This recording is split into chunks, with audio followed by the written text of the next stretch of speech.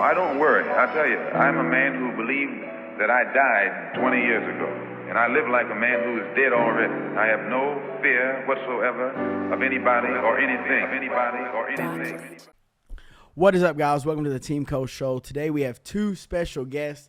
We have my high school wrestling coach, Emil Schenck, but I call him Coach Schenck because I'm scared he'll punch me in the throat, and three-time state champ, Thomas Potter. What is up, guys? What's up? Not much. Good to be here. Good deal, good deal. So, Thomas, I'll let you introduce yourself, tell the people a little bit about you and what you've accomplished in your 3 years of high school wrestling. But talk about, when did you start wrestling? When did you start setting goals, accomplishing those goals, things like that? I started wrestling when I was like about 5-6 years old, and I really started getting serious and setting goals when I held back and homeschooled my 8th grade year.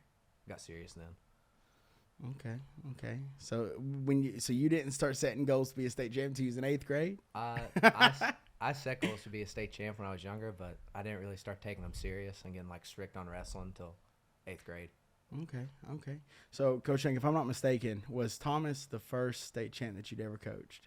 In terms of coaching, yeah. So, I mean, it's kind of cool to, as you said, started as when he was a young boy. It's kind of cool to think about the rec spec kid. Like, I don't know if do you remember? I remember. Like, I mean, little Thomas Potter Yeah. in the rec specs, and he's always seemed like he was always around the map. But then, several, not sounding boastful, but like a lot of all-state kids, state placers and everything, had several into the state finals.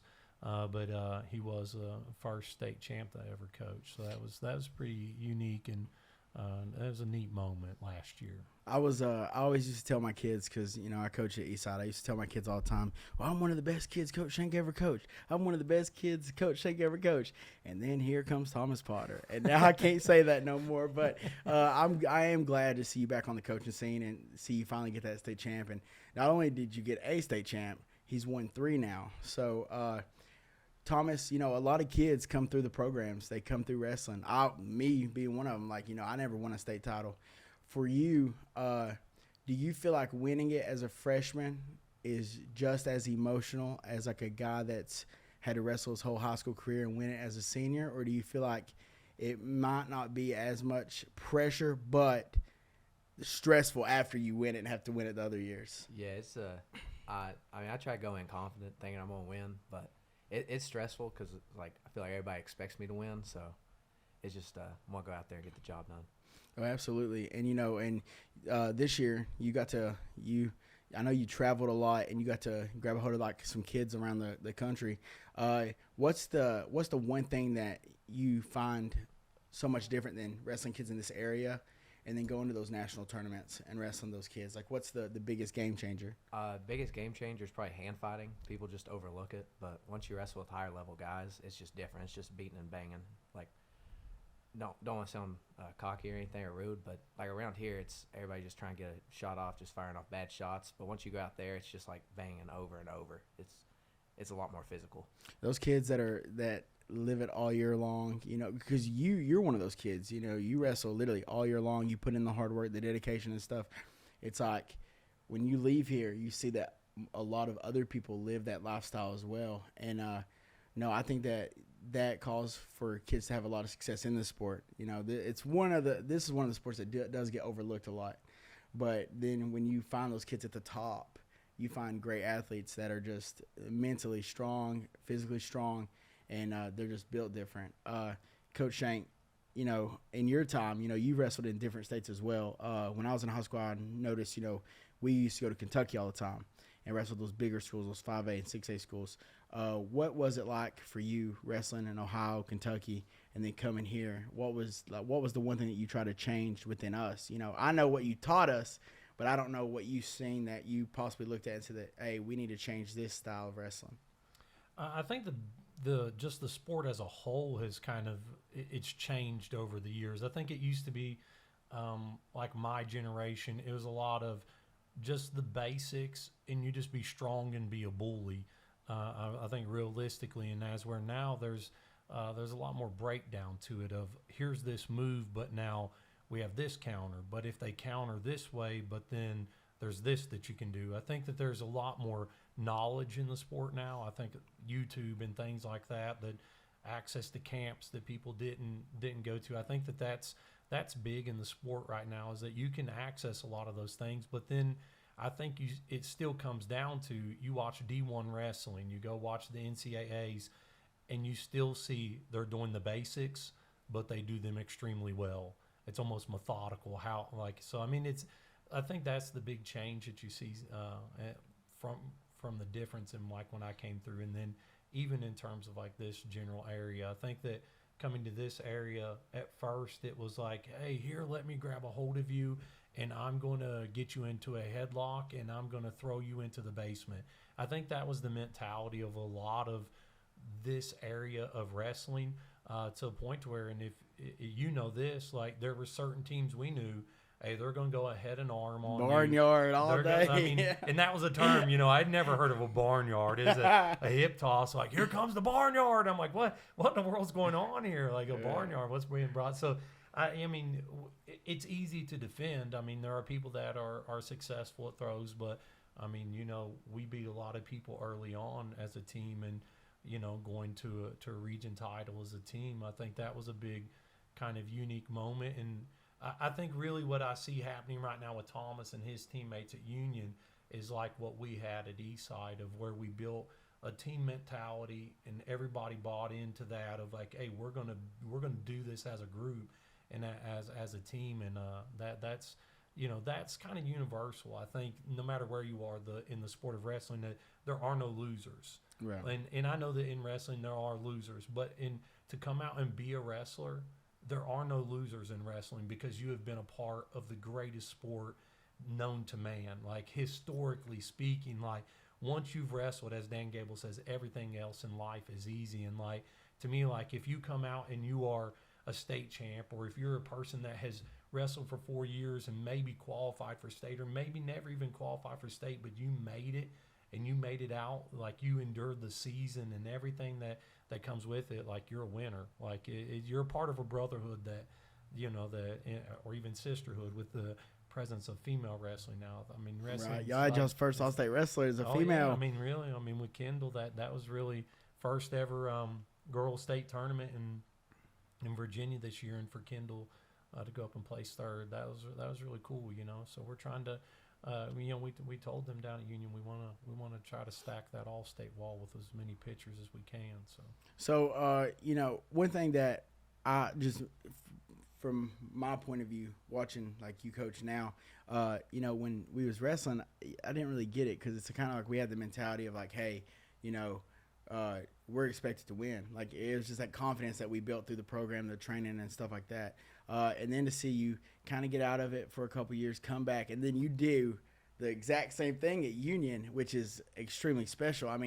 What advice would you have for other coaches? Because I have, young coaches messaging me all the time asking me for advice, and I just tell them, look, just be positive, lead by example, and things like that. But like, if you had to put in your own words, what would your advice be to young coaches getting into it to kind of make the growth? Because that's one thing that you do so well, is you have that contagious personality that just brings people in. What advice would you have for someone building a program? I think that really the concept of it takes a village. Like, you have to involve all your stakeholders. Like, from the athletes, you can ask Thomas whenever it became that I was going to be the head coach at Union. Literally, we spent time during lunch, like, talking to people. We set up a table, and there's Johnny and Thomas and I, and we're like, hey, sign your name right here. If you even think you might want to wrestle, put your name on this list. And they're like, oh, you know what that is? Like, but basically to get it out there, to let kids know who you are, and then from there you're involving your parents and your community. And I think I don't know, the biggest thing is that people, and this, if people know that you care, nobody cares about how much you know and everything else. Nobody cares until they know how much you care. And so, like, you try to approach that in terms of, like, I want these kids to know that I care about them, and that I will lay my life on the line. Like once you sign up under me, I will lay my life on the line.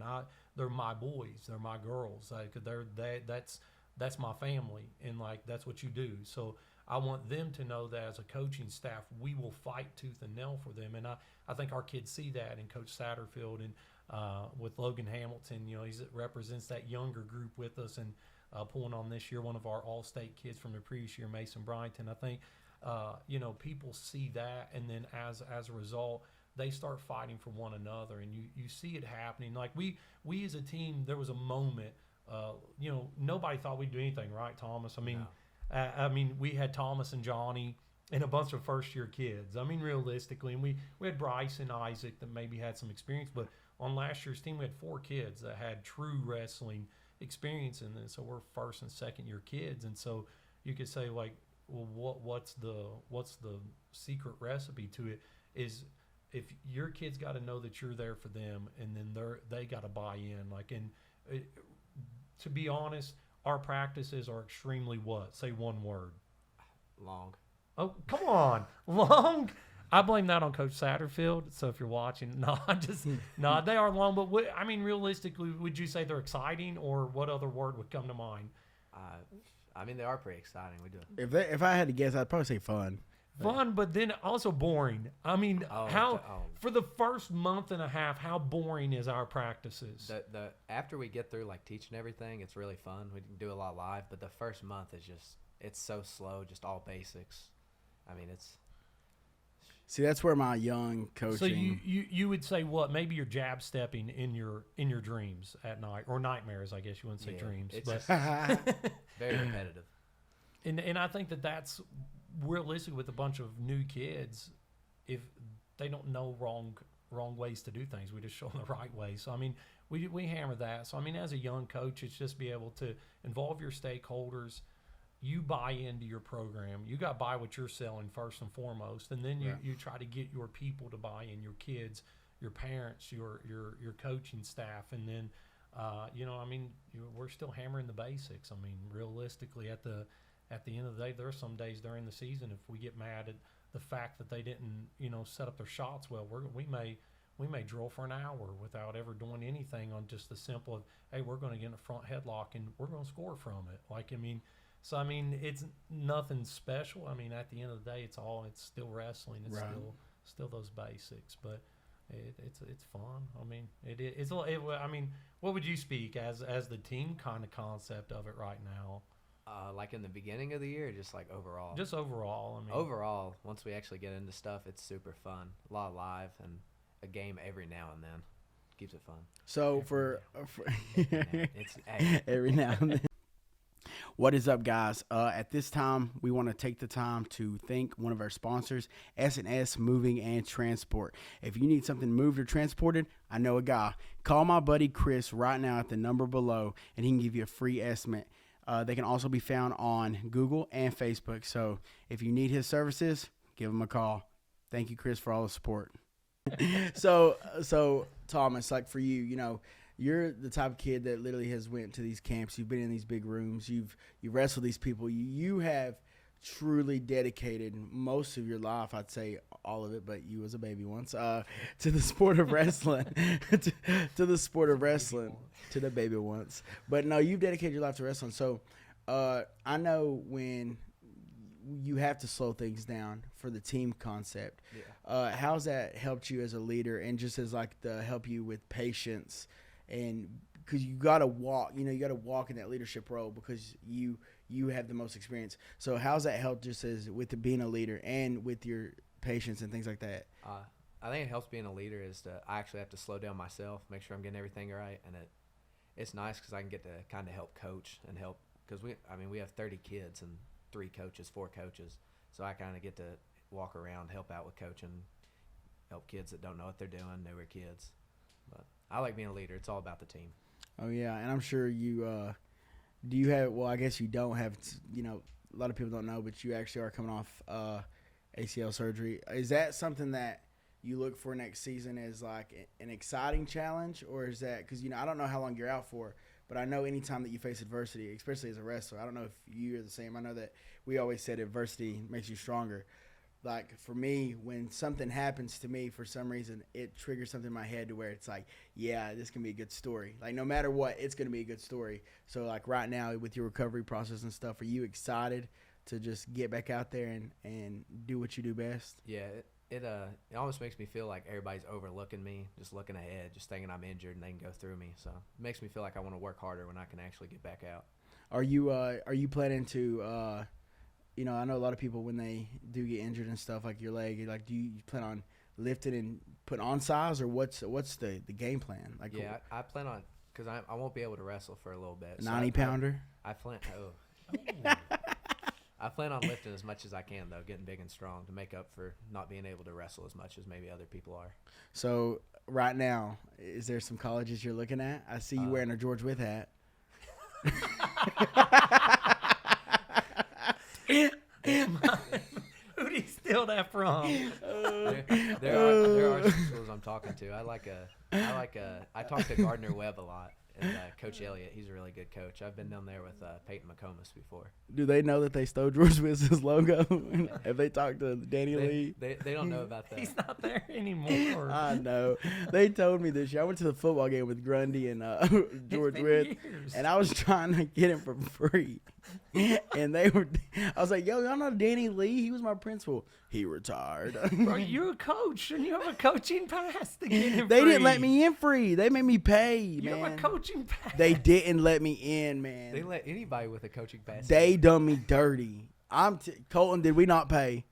We put coach on the back of our kids' shirts just to get them in free. I mean, no. They made me. We didn't do that. We did not do They that. didn't. Listen. Oh, my gosh. Well, we got to the state tournament, and Colton lost his pass. I ain't going to tell the other story. But Oh, dude, no, that would be. I would. I wouldn't But say my pass gone. he lost his pass down on the wrestling room, so we had to pass it around like, you know, just all day. But I didn't lose it. Someone VHSL, please do not listen to what was taking place there. I'm going to blur all this out. So luckily, the thing about editing is like whatever I say, I could say, we burn. So luckily we'll do that because I'm not gonna. I remember being at Eastside and they had an extra pass because somebody didn't show up, and I remember passing that around with people so I could get on the floor in 5th grade. Dude, can I just state that I didn't know where you was gonna go coming up through the rankings. I think you came and hung out with everybody. I was at Union, Eastside, Central, Abingdon, Burton. I practiced with about everybody through middle school. Did you know that you was gonna grow up and be a Bear I didn't know until. or a Viking at first? How old was you when this all started? I'm not that old. I think he's like a 23-year-old like Junior? senior next year. Yeah, I feel like you've been around forever, I man. will be 19 this year. Right. So I am older, but I planned on going to Union since about 7th grade. I don't think I told certain coaches that, but I planned on it. Oh, I bet they were not happy. They weren't too happy.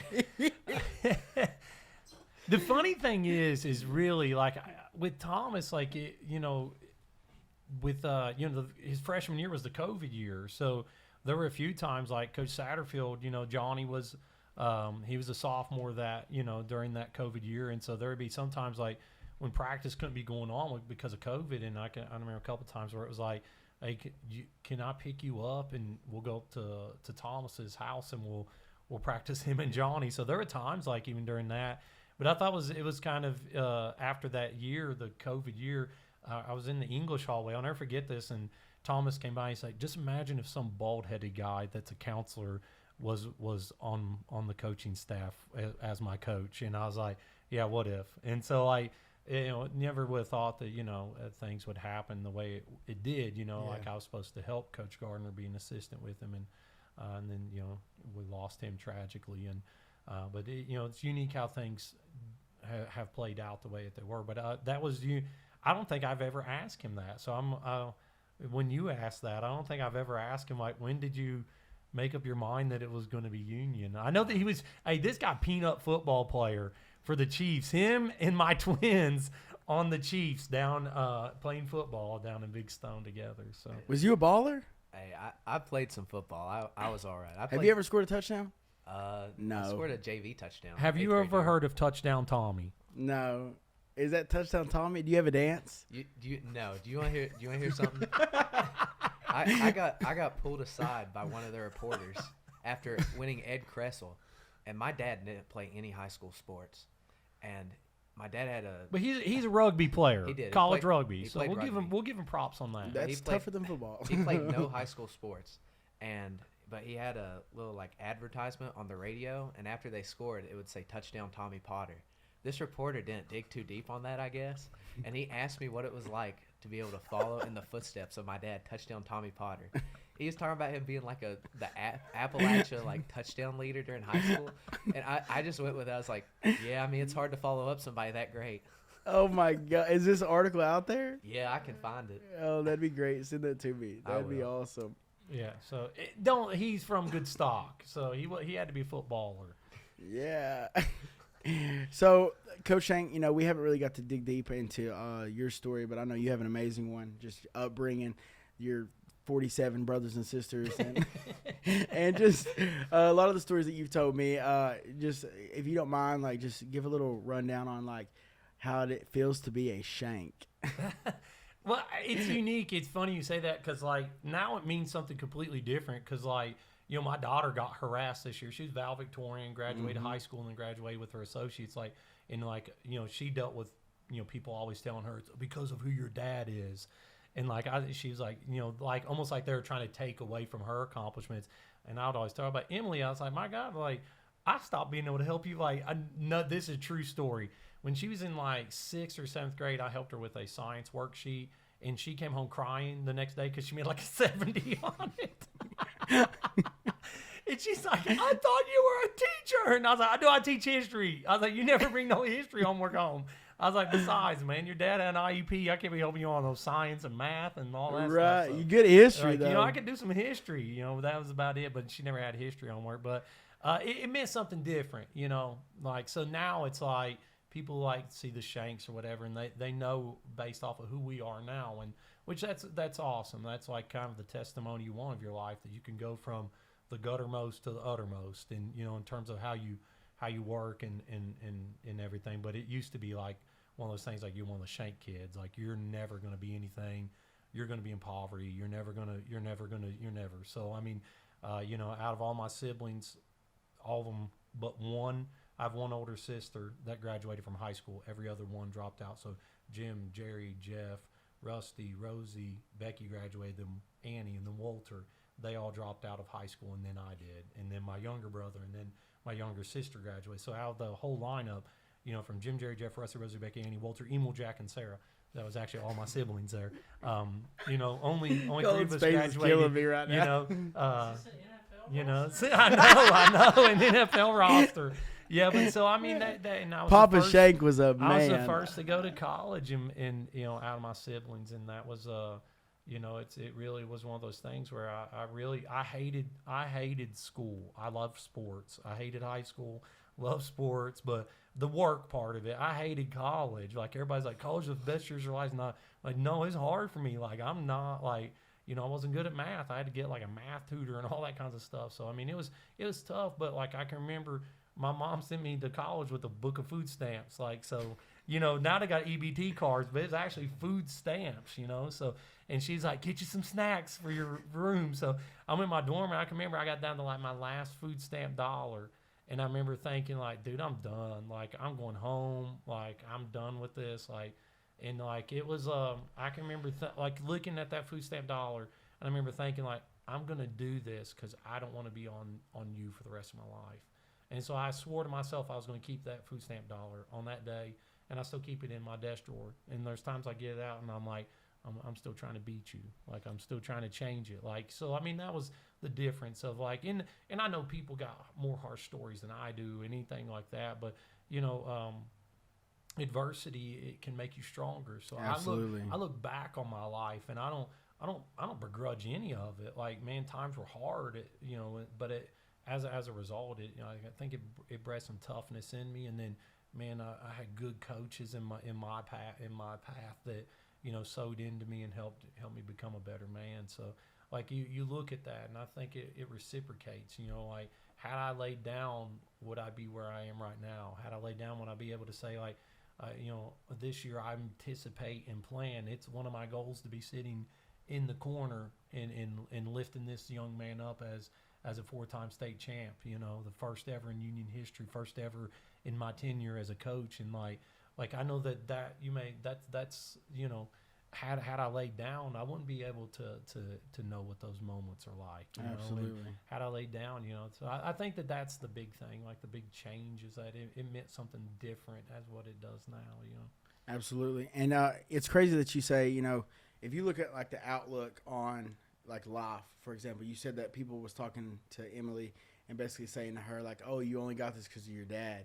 And ain't it crazy if you flip the script and it's like when you was a kid, it's like, oh, he acts like that because he's a Schenck. He acts like that because of his dad. Yeah. And it's crazy to think like no matter if you're doing good or bad, there's people out there that just do not want to see the good in you, do not want to see you do good at all. And it's crazy that you say that because Emily's a great kid. Yeah. A great kid. Or but, even, I mean, they could say the same thing about Thomas. Yeah. Like, oh, he's only there because he gets to go to camps and stuff There- like it. Well, I mean, no, he decides to and has put that time and you in. have to So, put the like, work in. You can go to all the camps in the world, but if you're truly not investing yourself, I know a lot of kids that have went to camps their whole life, they're not good. Like, you know, Yeah. I won't mention none, but like, I mean, I could name a few that just are that now, you know, 24, 25 years old, they'll talk about the heyday, and it's like, dude, you should have been better than what you was. But no, you've put the time in, man, and and it shows. It truly has showed. You know, the only other wrestler I've ever watched and been like, oh my gosh, is Kobe. And when I watch you wrestle, I'm thinking, oh my gosh, like you do a lot of special things out there, man. So I don't know if you know that right now, because when you're in the moment, you don't really think it'd be like, oh, I'm special. You're just doing what you like, you know. But you're a special kid, man, and you're a really good wrestler. And what is up, guys? We want to take the time to thank another one of our sponsors, Wall Lawn Care and Snow Removal. Thank you for sponsoring us. And if you need to get in contact with them, this is their number below. They do pressure washing, landscaping jobs. They mow your yard. They can remove snow during the wintertime. There's a lot of things that these guys have to offer. So if you need their services, please contact them below, and they will take care of you. Thank you, Jody, and everything you do, buddy. Before we move on, I'm going to speak to his character. I mean, he talked about the helping out his teammates and everything like that, and I think it goes along with talking about being a great kid. And I don't ever want to not be able to speak to that part of it in terms of his resume.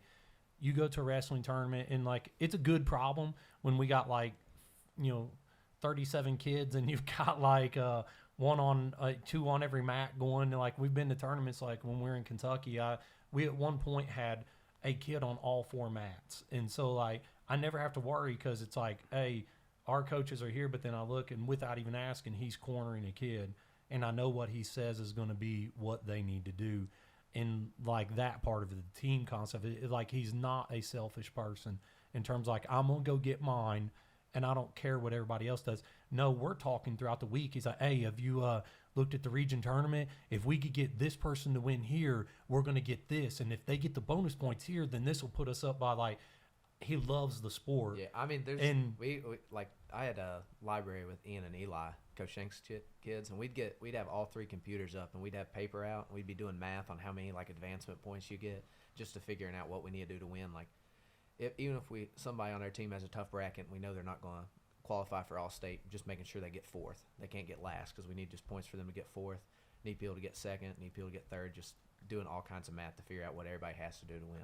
Wrestling math is the craziest stuff I've ever seen, man. And he likes it. That's what I like. You know, I'm a stats guy. Yeah. I right now, if you were to say, hey, Coach Schenck, could you tell me how many takedowns I had in high school? I have it saved. Right now, I could tell you. I can't tell you off the top of my head, but I could tell you, hey, this is how many you had your freshman year, sophomore year, junior, senior. I'm a stats guy. I like stuff like that, and I think the kids do. How cool was it when you would come in and see your stats hanging up weekly? Oh, awesome. That's awesome. Okay. We started doing that when he started coaching my sophomore year, and it's so fun just to be able to look at. And I mean, other kids love it too, just seeing who has the most escapes. See, I loved it, but I'm not that good at doing it. I'm not that coach, but it was awesome, man. Because I can remember, I don't know what being coached by anyone else was like. I always had you, so it's I thought that was normal. And then when I started coaching, I'm like, oh my gosh, all the extra stuff that Coach Schenck did was special, man.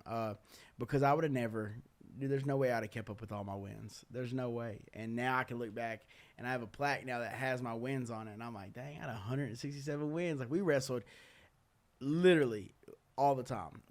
I've never, like, my kids, I try to get them that many matches. They don't even get half the matches we got. And we were going to Kentucky. We were staying the night. We were wrestling 5 one day, or 3 the first night, and then 5 the next day at Johnson Central. And it was a very special time to be a wrestler, man, because now, the rules have changed. So now you only get 5 tournaments. So then, like, the duels and stuff, it's like, you only get so many matches. So, no, for us to be wrestling like nobody's business, man, you had to keep up with. You're talking about we have 30 kids, and then 60 matches. Dude, it was unreal. It was pretty easy to go back and figure stuff out from my freshman year where he wasn't there. I only had 13 matches, so it wasn't very hard to look at the stats and figure stuff out. Not a lot of film you had to watch. Yeah. I did have to dig a little, but not too much. Yeah. Not too much. Absolutely. So now I kind of want to pick y'all's brains just about like the history of wrestling and stuff. Just like, wait a second. Can we do one thing and then we could go? I don't know if we're hitting a time. What about your story? Oh yeah, what about your wrestling story. He gave his, I gave mine. What about yours? Like, okay. I mean, let's hear Chandler the Hammer Cole. Okay, so let's hear. I'm going to interview you now. Okay. Hello, I'm Coach Schenck. How you doing? I coached you in high school, actually when you were in middle school as well.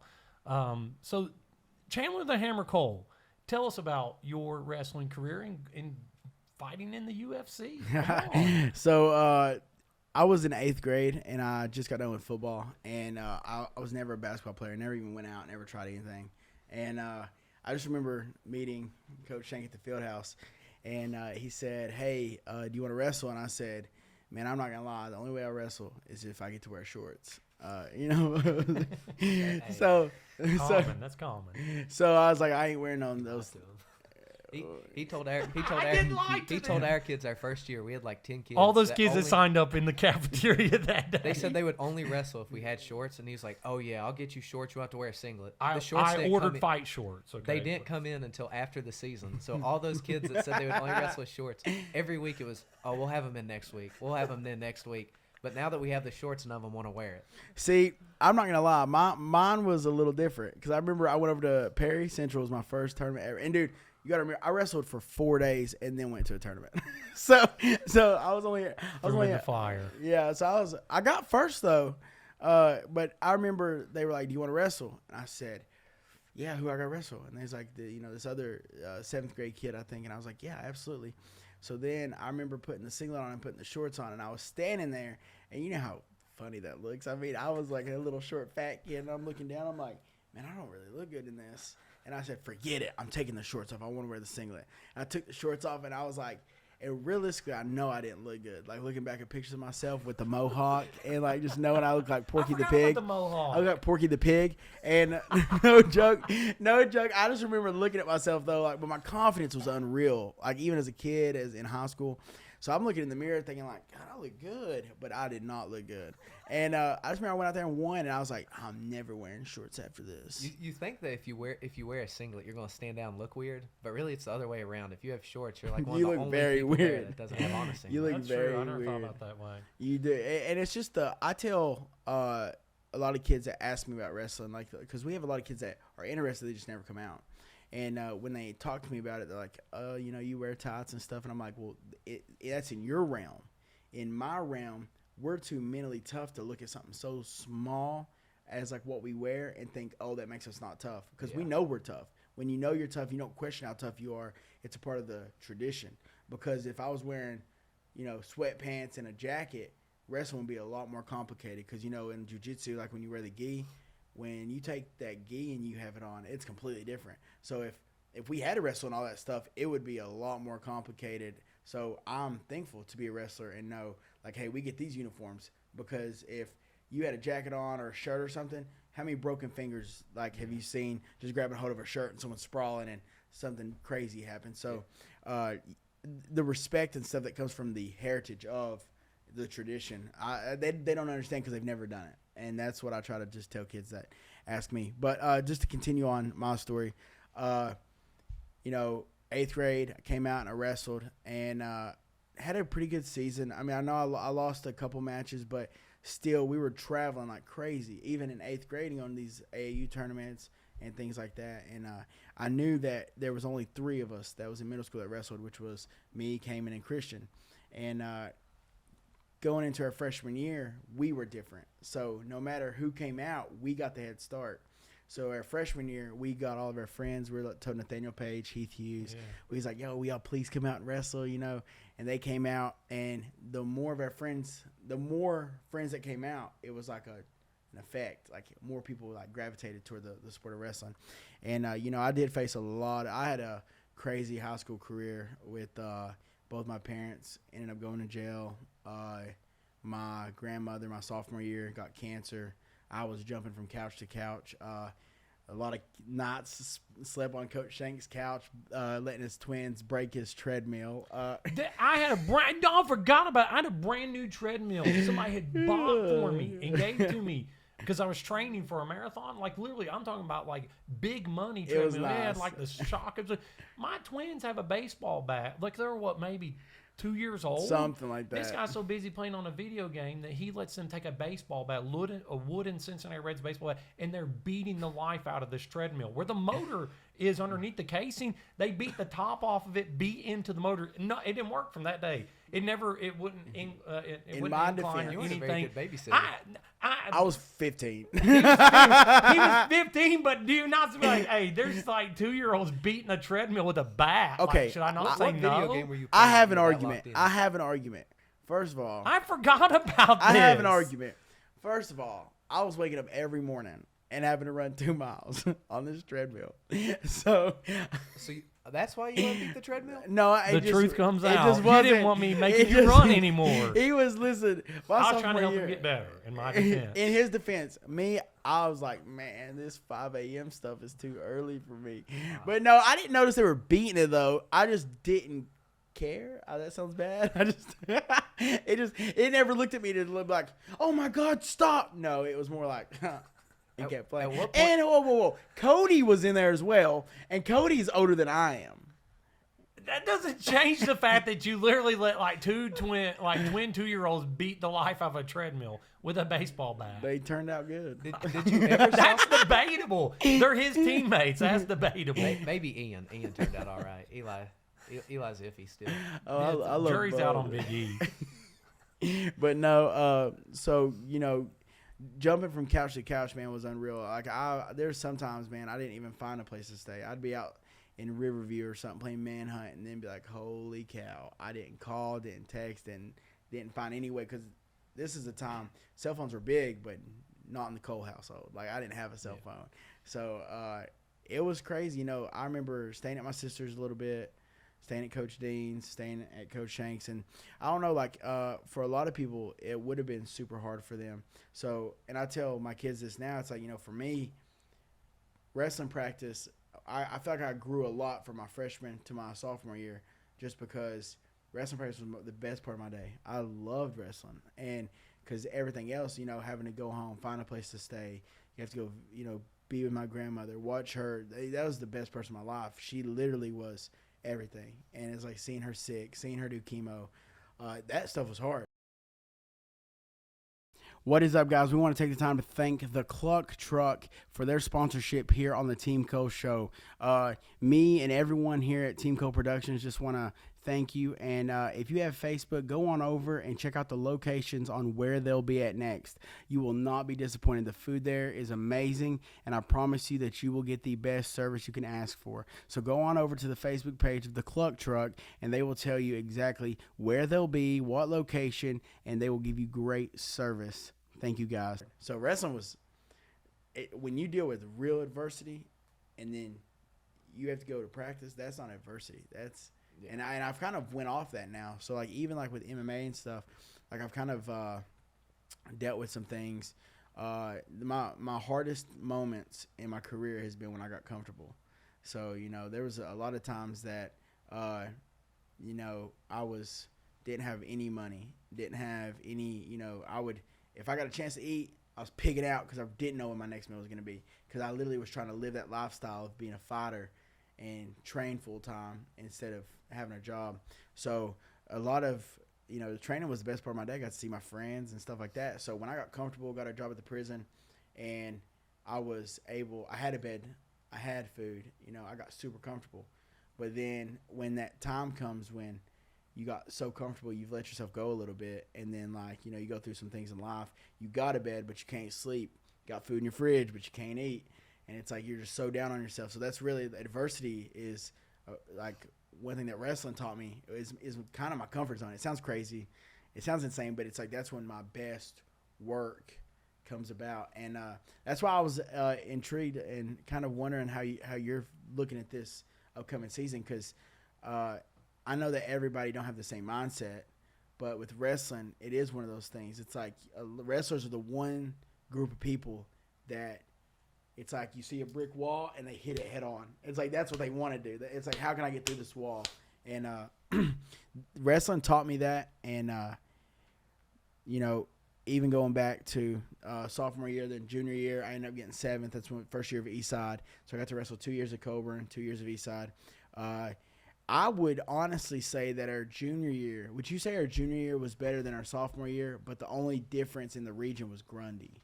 Yeah. We had a really good team. We had we got our first state finalist for us at Eastside was our first year with Trevor Belcher. Great guy. He was hilarious, kept us laughing. And the way that even turned out was he got second in regions to a kid named Christian Robbins. Never beat the kid. And then the way that the bracket's set up, he got to go to the state finals. Christian got third. And Trevor was a good, godly kid, man. Just you never heard him cuss. He may tell you, "Hey, freak you," but he was one of them. He was a really bad trash talker, but a great guy. And his mom was really good to the team as well. And then, going into senior year, ranked number 1 in the state.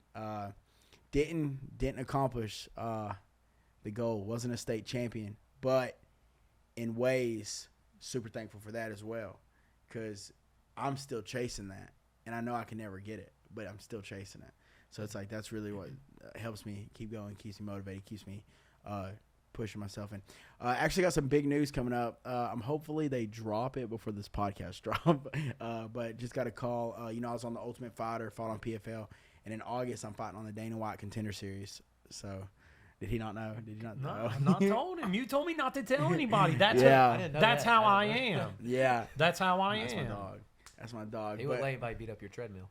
Exactly. Yeah, you got a treadmill here. I'm not gonna let my twins come in here at 15 now and beat it with the bat. Well, it would be a little different now. God, that's 13 years ago. That's crazy just to think crazy, about. man. But no, I'm fighting on the Dana White Contender Series in August. When did you find that out?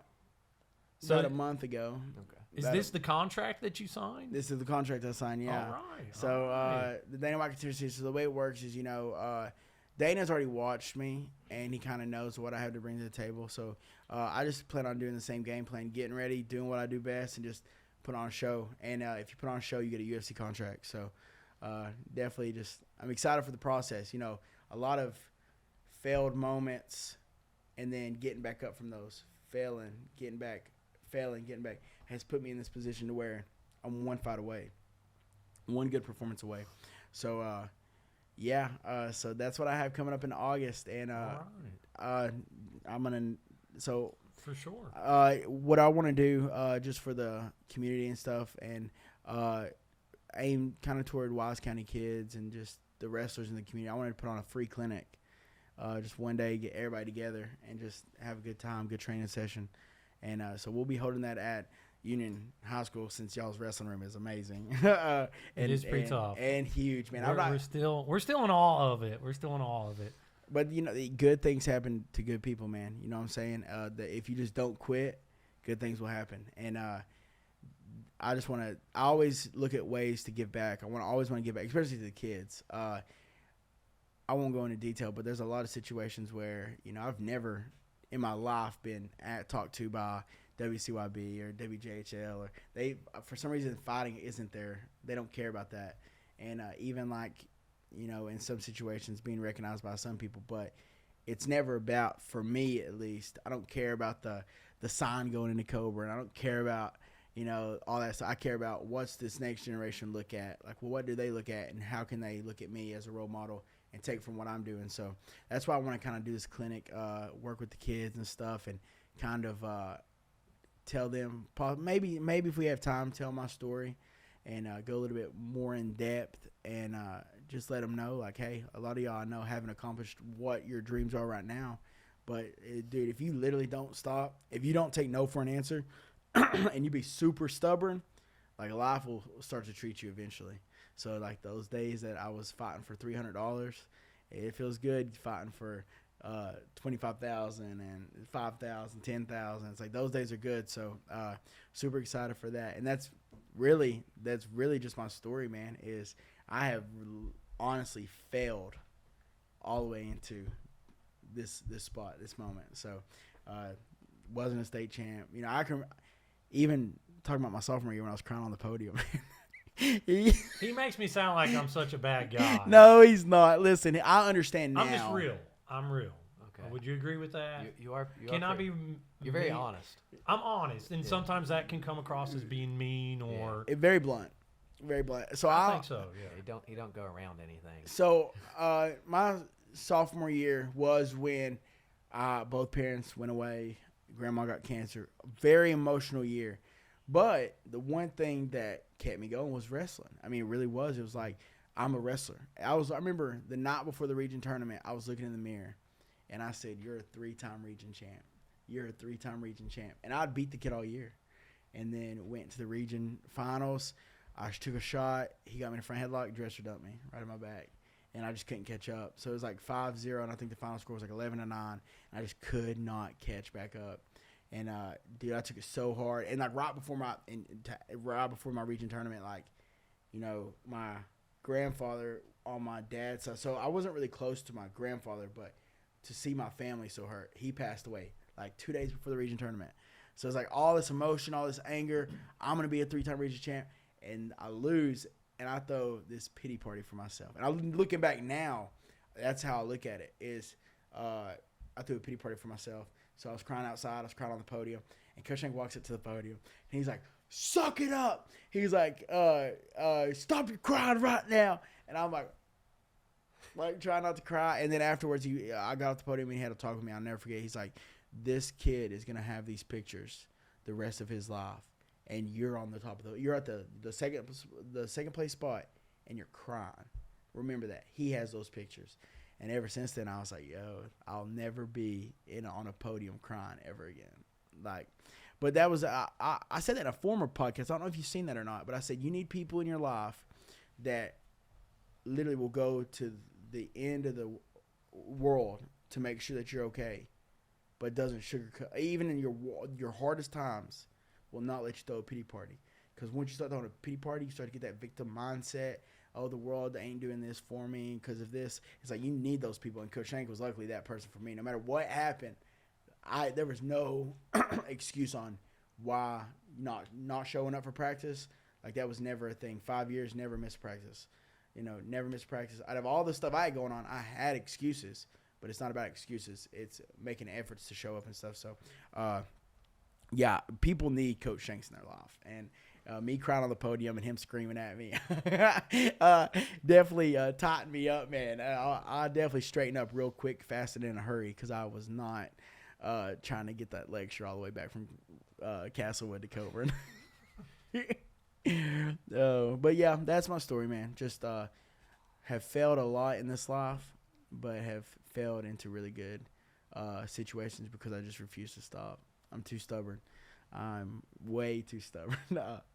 But no, I want to ask y'all some questions now. You know, wrestling fanatic. It's not every day I get to sit down with people who like the sport of wrestling. A lot of people aren't really big into it. But no, I would say I love it.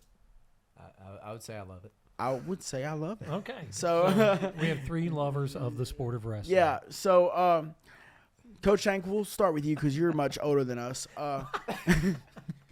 So age before beauty. So, in your time, just over the years watching wrestling, who is like the one wrestler that stood out to you that like you just looked at? He didn't have to be a 4-timer or nothing, but you just looked at his style and you was like, that's the guy that I would like to either be like, or that's the type of guy that I would love my kids to be like. Well, see, I'm fortunate that I am old enough that when we know. when Kel came through, like seeing him in Sports Illustrated and everything. Like, see, that was still people actually read.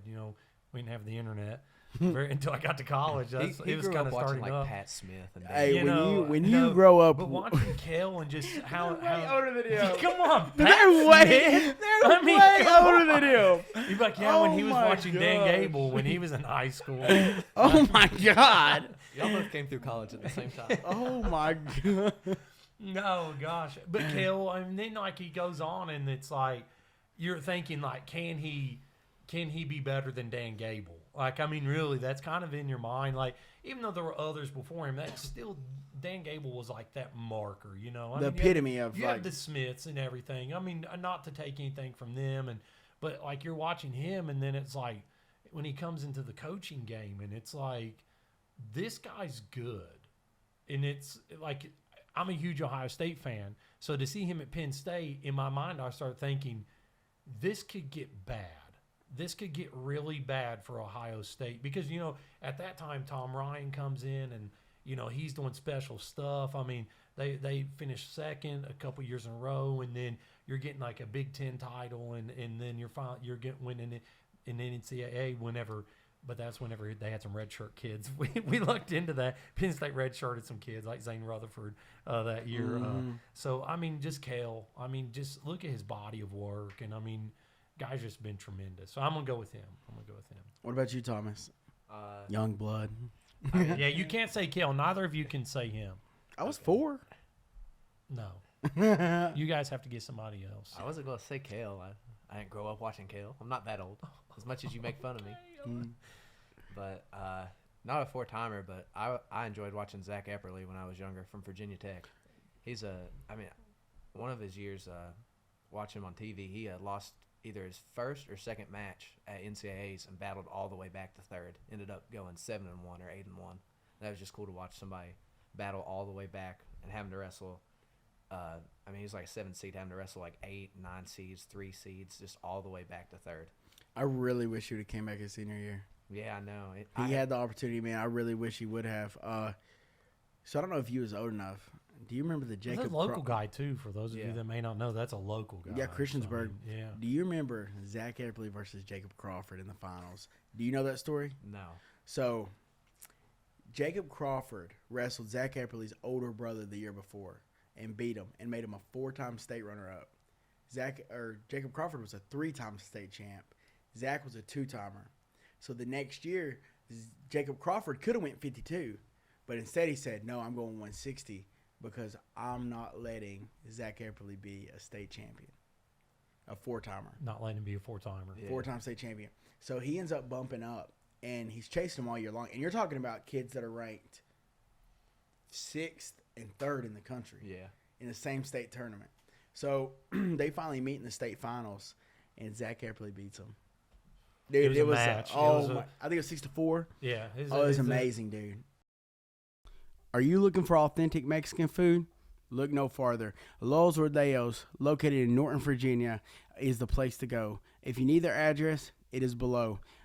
Great service, great food, and you will not be disappointed. So make sure that you go on over to Los Rodeos and check out what they have to offer. Thank you guys for the support. Thank you guys for the sponsorship, and it is much appreciated over here at TeamCole Productions.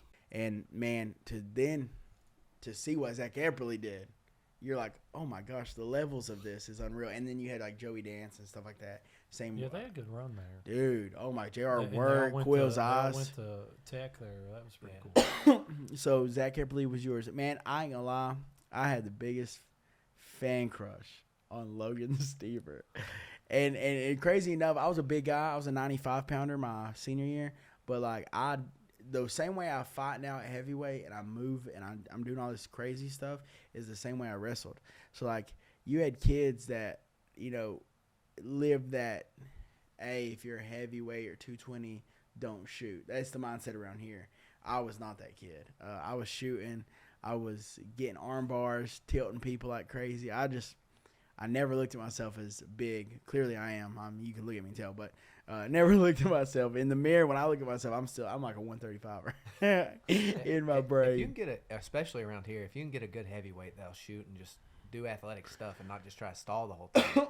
I wish Clendenin would have had more years under his. He was a pretty decent athlete. He came a long way from where he started. So favorite wrestlers, of course, or not favorite wrestlers, but unique wrestlers. You said Kale. You said Zach Everly. So I know this year we had one of the biggest upsets of all time. But looking back on history, what would you say is the biggest upset of all time in NCAA wrestling? I think it's got to be Dan Gable losing his senior year. Yeah, that's big. Yeah, that was. I mean, I obviously wasn't there for it. I was there for the Spencer Lee one. I was at NCAAs when Spencer lost, and it wasn't even like yelling or cheering. It was just silent. It was just everybody like took the air out of the room. Yeah, and like awe just how that could have happened.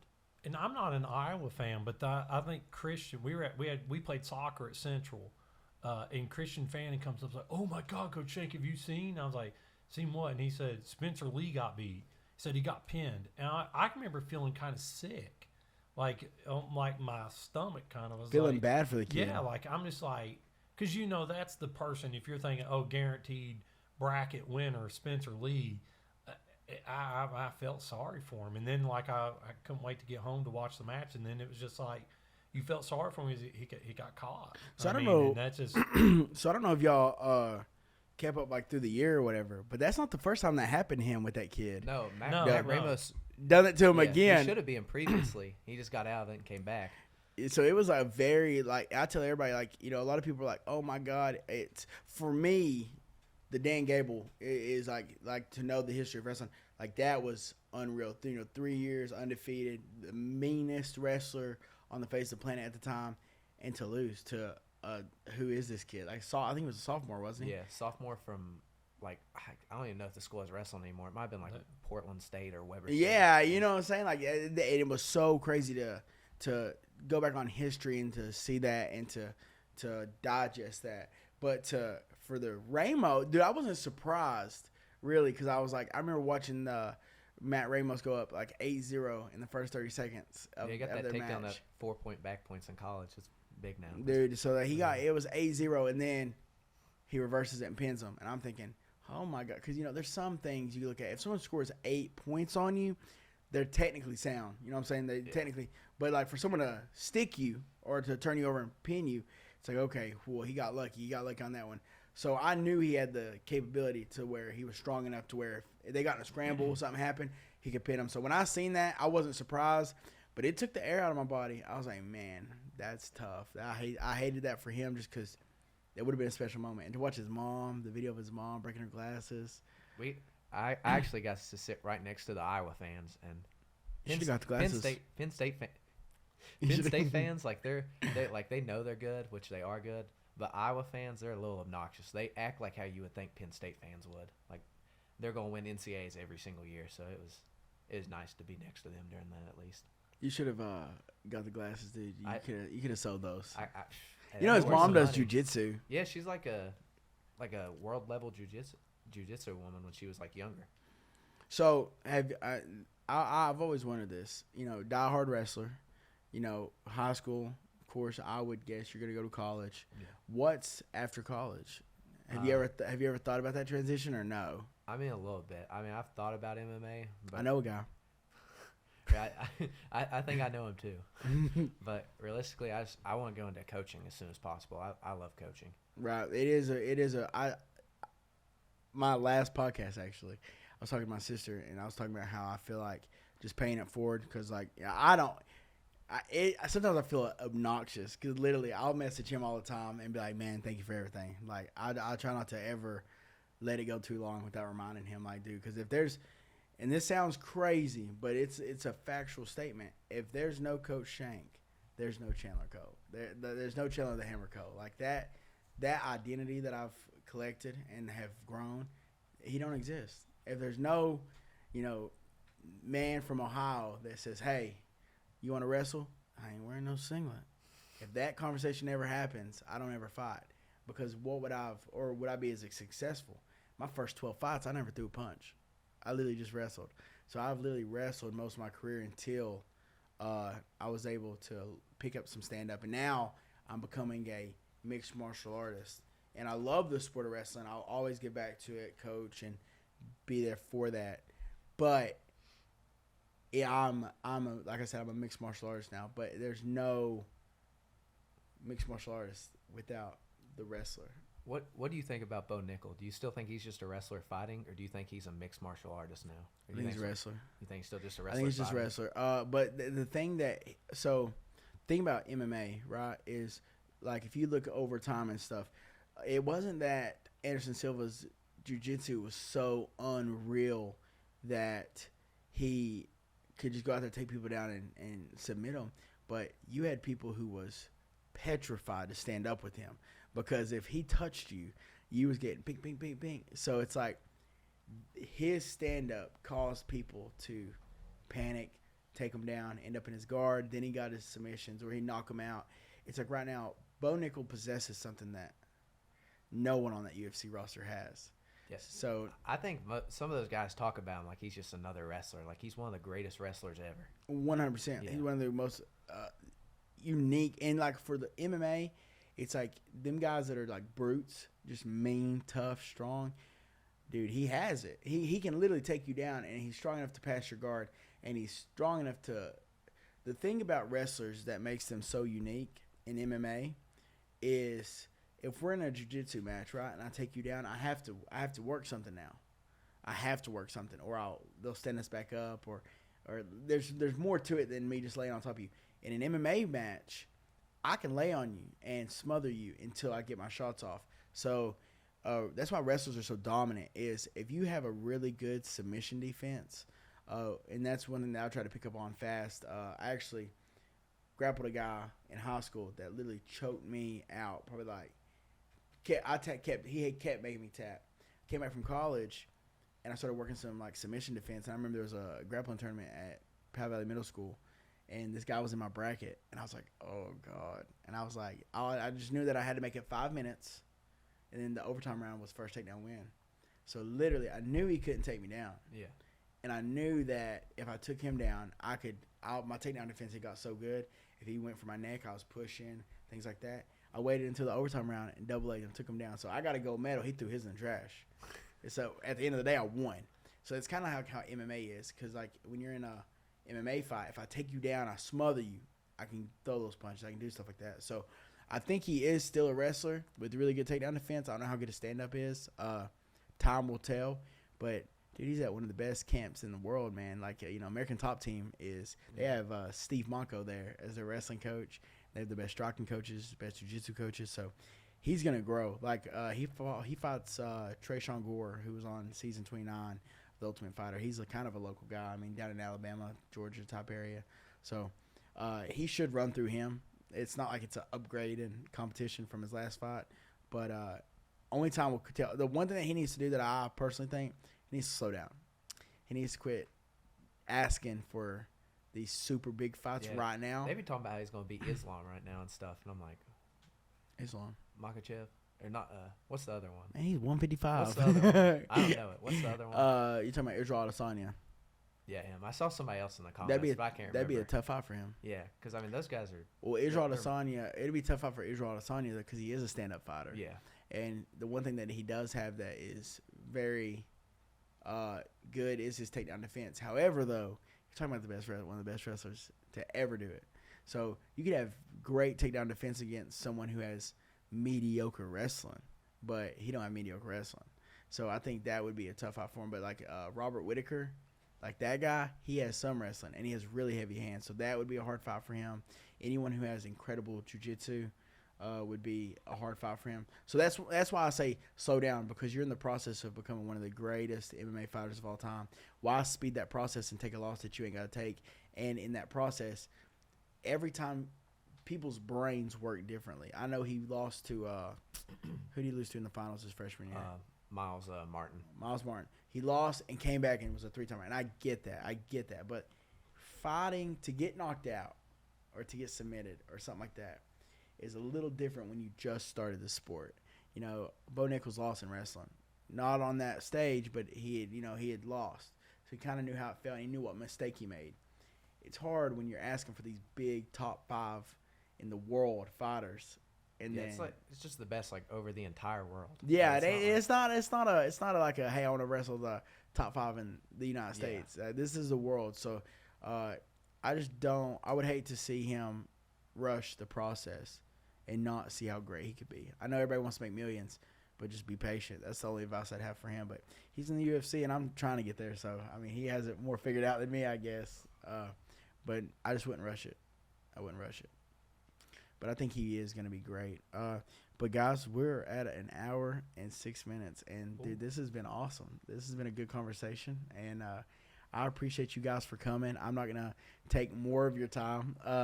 But, no, Thomas, best of luck, man. I know you are facing some adversity right now. But, dude, if you're like any other wrestler that I have ever met in my life, I know that you're going to face it head down, running through a brick wall. And I truly believe I've seen the competition this year.